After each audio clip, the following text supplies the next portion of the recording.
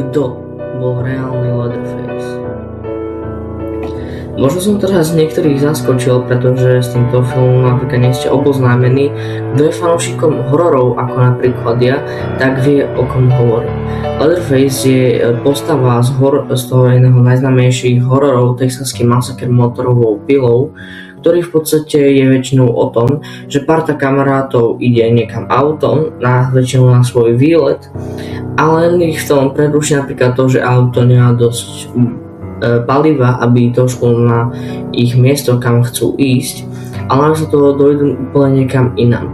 Dojdú napríklad na benzínku, na ktorú musia počkať do ďalšieho dňa a potom môžu ísť ďalej.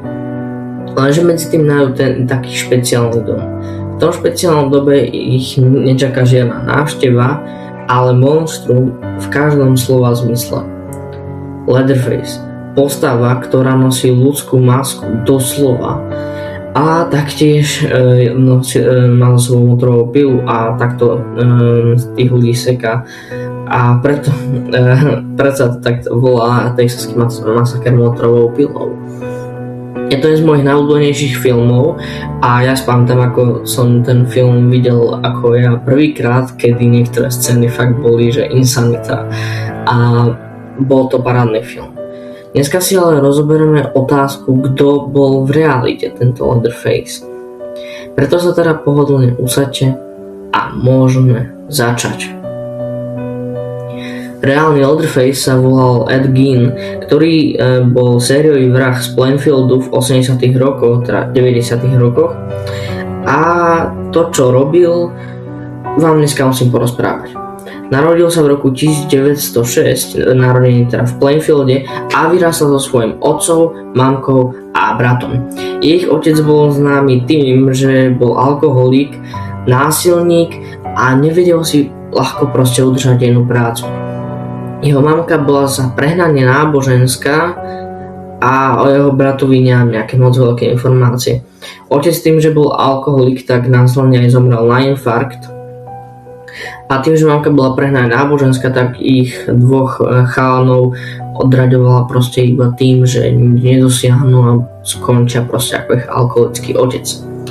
Potom ale došla jedna vec, o ktorej už začali si ľudia hovoriť, že či už fakt je ten Ed Gein v poriadku, alebo či sa v ňom už neprebudilo to skryté zlo. Pretože v roku 1944 vypukol požiar, ktorý sa chceli obaja bratia uhasiť, lenže po požiare sa našlo telo jeho brata nespálené, takže sa špekuluje o tom, že Ed zabil svoju že Ed zabil svojho brata, aby mohol tráviť čas so svojou mamkou, ktorá ho evidentne nenávidela. Strašne divné. No neskôr, teda keď už mu nikto nemusel nič vyčítať a po smrti od matky, tak začal už špekulovať a fantazírovať o takom sexuálnom živote a ostatných veciach. Preto mal kamaráta Gasa a tiež nebol mentálne v pohode práve ako Ed. A je jedna teória, ktorá neviem, či je pravdivá, že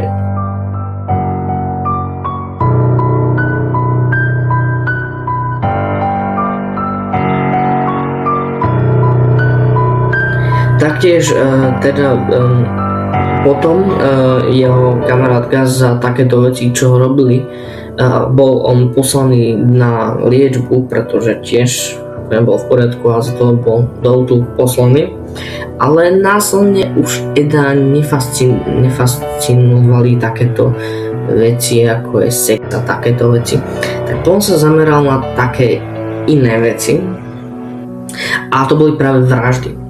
Jeho prvou obeťou bola Mary Hogger a to bola jeho prvá vražda, kedy si z neho vypavil stredko a normálne chladnokrvne doslova k nej prišiel a revolverom do hlavy ju strelil. To bola jeho prvá vražda. Niektoré telá si vraj nechával a teda špekuluje sa o tom, že ich bolo viac a nielen dve vraždy, pretože jeho druhou obeťou bola v roku 57 tzv. Bernice Wonder a potom po tejto vražde už bolo také ľahšie podľa mňa teda aspoň, bolo ľahšie chytiť toho Eda, pretože syn Bernice nahlásil, že mu zmizla matka a v železniarstve našli bločík, v ktorom bola nemrznúca zväz a zástupca šerifa si pamätal, že mal sa nedávno rozprával s Edom, že hen to potrebuje, tak teda išli 11 km až do Edového domu. To, čo tam našli, bolo horšie, než si hoci kto myslel.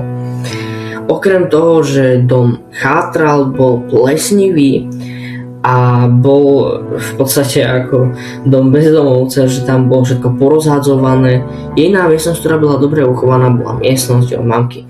A to, čo tam našli, bolo insane.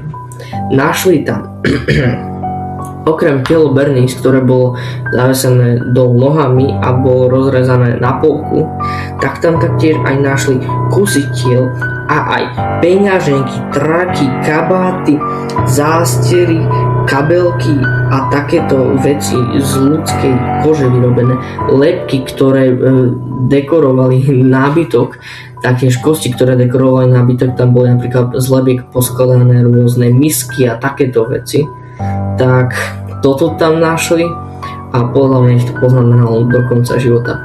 Ed bol za to teda odsúdený a poslaný pred súd, kedy mu dali doživote a v roku 1984 zomrel práve vo väzení na rakovinu a následne jeho ostatky z jeho domu sa dajú ešte nájsť, akože že vraj, ale boli vraj aj vypálené nejaký nenávistný akt proti nemu. Kam počujem, ja som si fakt myslel, že ten film je hrozný a toto je ešte dvakrát horšie, pretože celý tento príbeh, aký bol, čo on všetko povedal, čo on tu zhrnul, bol dosť brutálne na túto esej.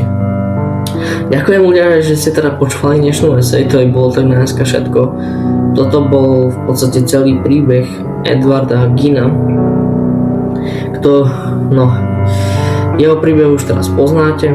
Budem veľmi rád, ak mi dáte like a odber, pokiaľ by ste chceli, s chalánmi môžeme dať stream, kde túto hru môžeme streamovať na Robloxe, tam zahrajeme multiplayer, takže kto bude chcieť, môže si to pozrieť.